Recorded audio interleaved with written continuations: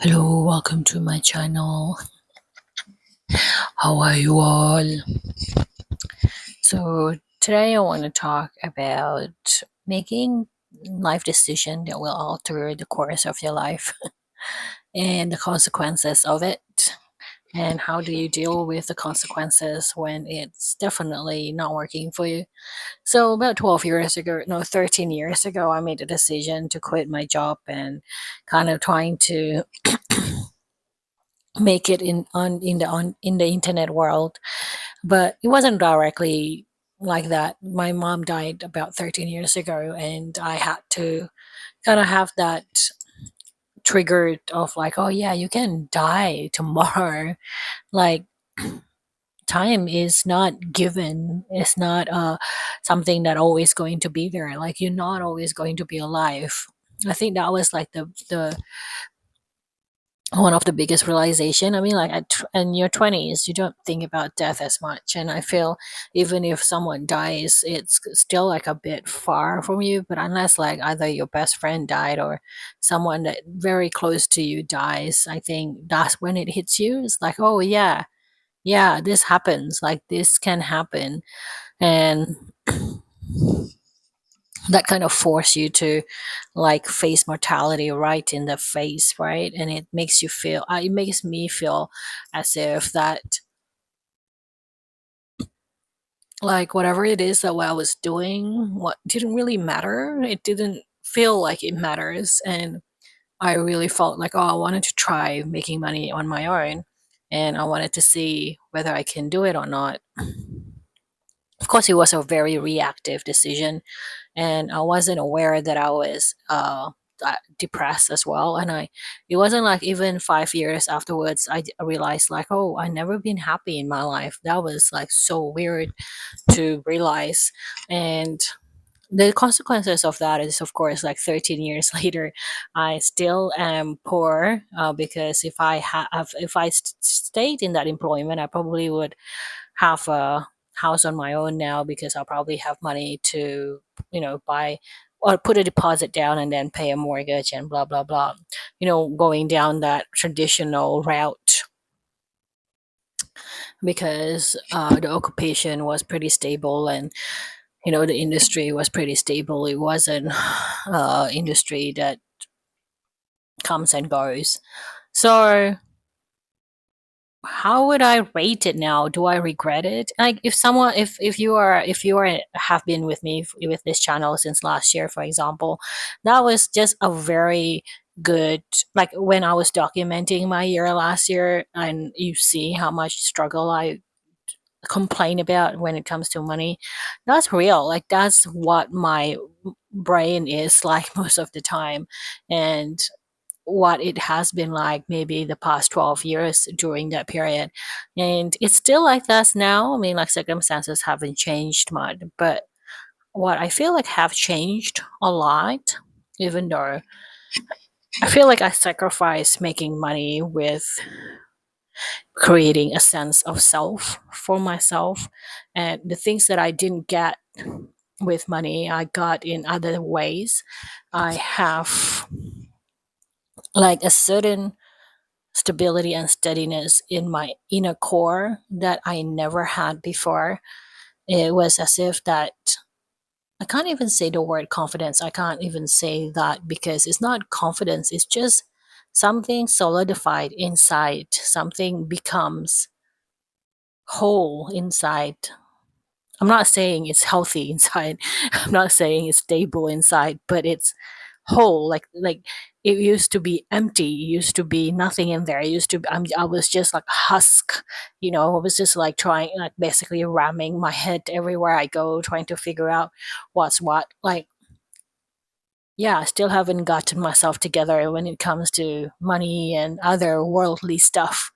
But I feel like one of the result of the 13 years journey that I have taken so far, from that moment of, just ditching my employment, was I got an identity. I got a sense of me, and it's not as volatile. It's not empty. it has substance, it has weight, it has stability to it, that even when I go into a berserk mode, or even when I go into uh like trigger auto freeze mode or flight and fight and anxiety and panic mode, there is that sense of peace and contentment in the background that wasn't there. Oh no, it was there, but it wasn't as strong as it is now. Now it is just so strong, and it's like it's there. And I think the fact that it's there is actually giving me the freedom to react as much as I want to, when cry as much as I want to, express in my emotion as much as I want to. And because it that sense of stability and that permanent sense of self, the weight, the substance, the heaviness of it in a good way, in a good, like, heaviness. It's not heavy, I guess. It's just like it's the foundation is stable, the foundation is strong. So it feels like that sense of self is there, and there is that feeling of soul observing my own life from the inside out. I'm not saying it's perfect. I'm just saying that it used to be a splinter of existence, but now it takes a little bit more space inside um, my psyche, my emotion, my heart, whatever it is that it resides in. It's and coming back to center is a lot faster nowadays. It's a lot easier to come back to center, because even though I can still be reactive and go like that, because the foundation has grown into a fist, for example, it's just a metaphor. Well, before it was just like a tiny seed and it wasn't even existing, but now it's like a fist. So even though like myself would probably go like swaying, it would come back to the middle faster, because it's not moving as much. It's like it doesn't have, it has a center of gravity is there. So yeah, so even though I don't, so I mean, my life is definitely hard, and I feel like I'm excuse me, I'm the person who made it hard. But at the same time, I feel like my spiritual self is strong, stronger than it was, and the journey to get here is probably a lot of unnecessary suffering, to be honest. But it's just so harsh, and it's very hell-like for my mental, my spiritual, my emotional bodies. It was extremely terrifying. For the first 2 years, I was completely lost. I did not know what to do. And I think in 2014, 10, 15, 11 years ago, I decided to, okay, you know what? People don't care what you do as long as you can pay money to pay your bills and stuff. So I decided to go and open my society6.com/Valerine, because I was a mess and I just needed a way to make money. And I guess I jumped into the space of freedom is because I knew, like, if I didn't try back then, I would regret it. And I also had that inkling, especially when I approached my 30s and nothing was happening, that if I didn't go all in, if I go back to safety again and go back to employment again, then I would never have the courage nor the energy to try something myself. And I could die at any time. That means, like, I will never ever try or risk anything that actually matters to me. And because before this, prior to this decision of just quitting your job, I have had a lot of experiences where I either go into the creative realm or the self-help realm, or like I did tarot consulting, I did a little bit of life coaching, I did a bit of, just selling stuff. I did eBay, I did, just a lot of stuff that basically makes me want, like, that I'm saying to the world, like, I want to have my own independence when it comes to making money online and stuff, and making money, just not in the traditional way where you are employed. But I always go back to safety. Like, I'll either go back to finding a job, or going back to an office job, or going back to educational institution, like taking up courses. I took up so many courses when I was younger. So I think, like, last year when I was still doing the documentary, the vlogs, daily vlogs, 5 days a week in 2024, the playlist is down below in the description box. I think there were some commenters that basically, you have to go back to your, get a job, basically make sure that you are, financially relieve your financial stress first. And I completely understand where they're coming from. That's a very good and um, legit advice. Like, I would probably give that advice to other people if I see them in the same circumstances as me, right? And what they didn't know is that I have done that. I have done a lot of that before. And it wasn't an option to, like, don't get me wrong, I still have a lot of moments where I falters, where I wavers. But the universe is basically telling me, like, no, you can't really go back to those places anymore. It's no longer available for you. Because even throughout the 13 years period, I did apply to some of the retail jobs, for example. So that actually happened. And I also noticed some funny patterns about 4 or 5 years, no, maybe 6 years ago, when I started trying to pay for marketing and trying to pay for things to get done for, like, my business, for my print on demand business. Back then, it was still booming. I could still have, like, some spare money where I can experiment with. I don't have it now, but back then I did, to experiment whether I can take the business into a more scalable size so that I can expand. But every time I spend money, it never generates any kind of results or sales or revenue coming in.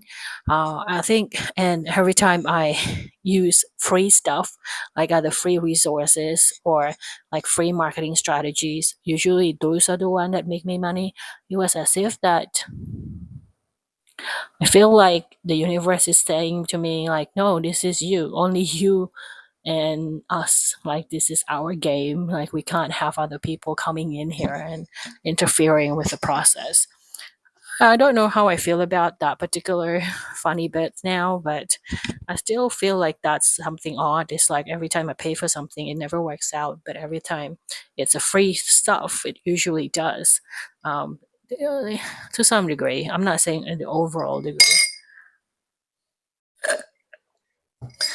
And the consequences now is, of course, like, I am nowhere stable financially, and I have to figure out how to support myself and all that. And I take responsibility for that. Like, it's completely because of my own decision that I'm here in this insecure place and at 41 years old.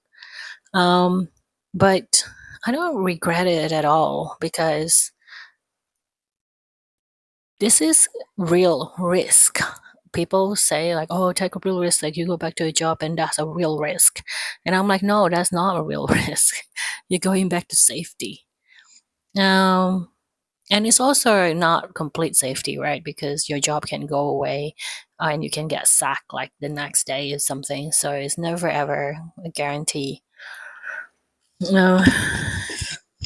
And I don't regret it, even though it's completely hard and I am suffering so much. I don't regret it because I get something that I guess cannot be bought with money. That sense of self, that sense of foundation, spiritual foundation inside, like in my heart, or like location wise, I feel like it's there in my heart. And it's not something that you can buy with money. It's something that you have to go through. It's as if that I had been initiated. I took an initiation progress for like the past 12 years.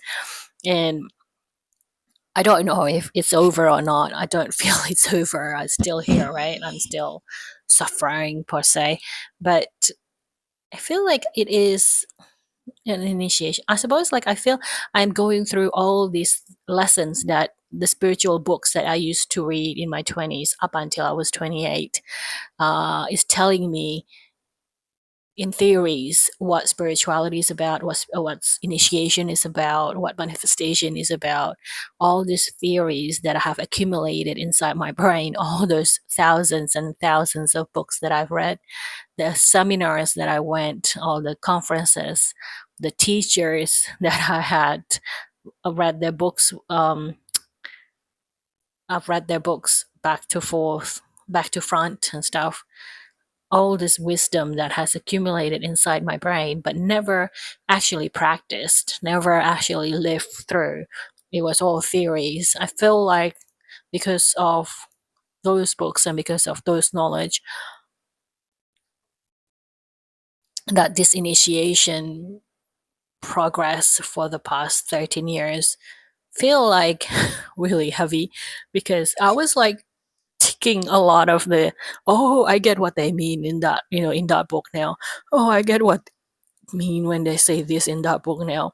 It's as if that I was living through all these spiritual lessons involuntarily because I thought I was chasing money, but I feel like, yeah, that too. On the outside, that too. The ego is also saying that is what you're doing.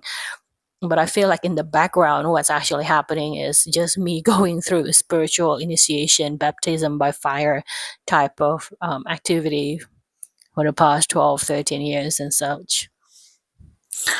So I don't know what the consequences are going to be in the future. I can only tell, like, so far, I'm still here. I'm still feeling like the result hasn't come out yet, or it probably will never come out. Maybe this is the result. I'm just not acknowledging it because it's not the result that I want, right? But I don't know. I want to feel optimistic about my life. I want to feel like, yeah, maybe I have failed that goal. But the goal that I want now is, I've said this many times, just basically trying to buy my own place outright, maybe if I can using YouTube money. That's probably a pie in the sky kind of dream, but I want to believe it. I'm going to throw it out there, and maybe the algorithm will catch on and put me on blast, and somehow, some way, the miracle will happen. Um, but is it a miracle though? Because I feel like it is something that you're working on, right? It's a goal and you're doing something about it. It's a matter of belief. And the world is changing in the most weirdest way. And I, I think, I guess that's what I really appreciate it, because right now the world is extremely chaotic. And the thing that cannot be bought is that sense of s- peace that is quite substantial, a foundation of peace, a foundation of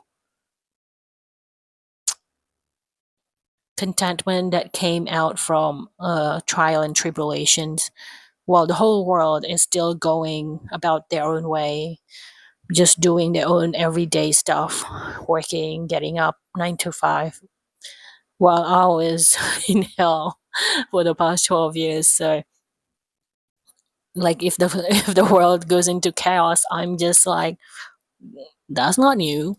I've been in chaos for the past 13 years. So doesn't affect me much. It probably will, but it's like, yeah, what else is new? So I guess, like, it just gives you that sense of, what is the word? Actually, I really don't like using this word. The sense of, that word where you say that if you are a really tough person, resilience. Oh, I hate that word. Like, it makes you so resilient against the world and against the hardship of the world. Really don't like the word, actually, because it just means that you were neglected. No one helped you, and you have to do everything on your own, and you survived, and they're just like, oh, you're resilient, to ease up the whole fact that they didn't help you. But I think one of the things that I don't particularly like, though, from the journey, from that decision that I made, is the fact that a big part of me died, I think, somewhere along the line. Like, my I think my heart went into a little bit hard, into a stone a little bit. There's there's a lot of like spiritual metaphorical deaths that happened throughout that throughout this journey so far, throughout this 13 years journey so far. It's like the versions of me in the past kind of like died, and it's just very foreign. She's not me anymore, and it just feels so weird because I could never ever hold down two jobs like she did. I could never ever did like multiple degrees like she did. I could barely get out of my couch today. And but at the same time, she couldn't say no to a lot of things because she was so afraid to be rejected and to be not included. And she was also always feeling not enough, like she always chased something. She always like looked at outward for answers and always trying to know more because she thinks that she doesn't know enough. um, that's something that I don't have much of now. I think now I'm like, if I don't know, then I'll find out when I need to. I'll Google it. But also, I think like because technology also has progressed so much, right? Like if I don't know something, I can just TikTok it or search it on YouTube. So that also gave me a lot of confidence and assurance. Back in when I was in my 20s, even though Google was available, I feel like there's not enough visual examples like on YouTube for examples, to make it as if that it's a search engine, and to make it like educational, to be uh, a teaching platform, a know-how to platform. And that really messes, someone with neurodivergent, that no one shows me how to do it, so I don't know how to do it. And that means like I need to rely on other people to show me how to do it. And that means like that needs to be that means like I need the other person to likes me so that I can get all the information that I need. And that's a weakness that I have. That's like, when you're neurodivergent, people don't like you a lot. So yeah, so I guess like there is a lot less doubt, self doubt, I suppose now. But that was that the self assurance is earned. It's definitely not bought with money. It's earned through hardship.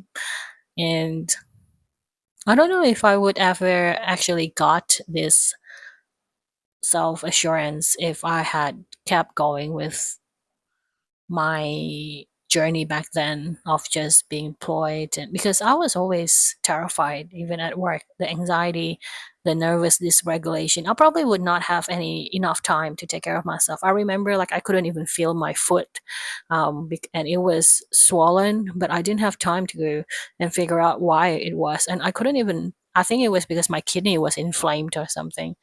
And I was going to yoga. I had like a gym membership just to go to yoga 5 days a week because I was so anxious every single day. And yeah, and I like the job. Like there are people that I didn't like, but there's always gonna be that everywhere you go. And but I like the job. It was a job that I really like, activity wise, like the things that I actually have to do every day. It was quite enjoyable for me. So even that was too stressful, and I wasn't able to cope with it. So I think that kind of life is definitely not for me, not for my nervous system. And I didn't regret any of the decision that I made that got me here, even though my life is a bit difficult. Well, not a bit, a lot difficult, but I feel like it's mine. It's genuine and authentically mine.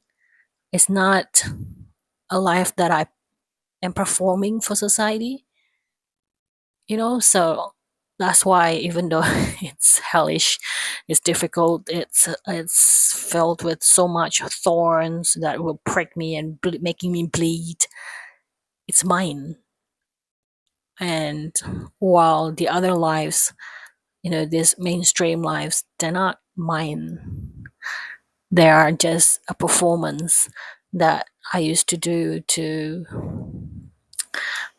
to be accepted as part of society, as part of normal. But something was missing. It's something that it wasn't my struggle. Anyway, that's it for today, guys. Hopefully, that's helpful somewhat. Talk about my own struggle, whether it's worth it or not. And I hope you can understand my mumbles and my mumblings and stuff. I don't know how to put my volume using mic, because when I don't have mic, I can project my voice, right? Because it's out there. But with a mic, it's here. It's just right here. And I don't know how loud I should be. I don't know whether I should whisper. I don't know if I project my voice, it will become too loud. Anyway, my name is Valorine. Thank you for watching. I'm a solopreneur on the internet. If you want to check out my other works on the internet, go to the description box below, and there are heaps of links to take you to explore what I do on the internet. Anyway, I'll see you in the next video. Bye, everyone.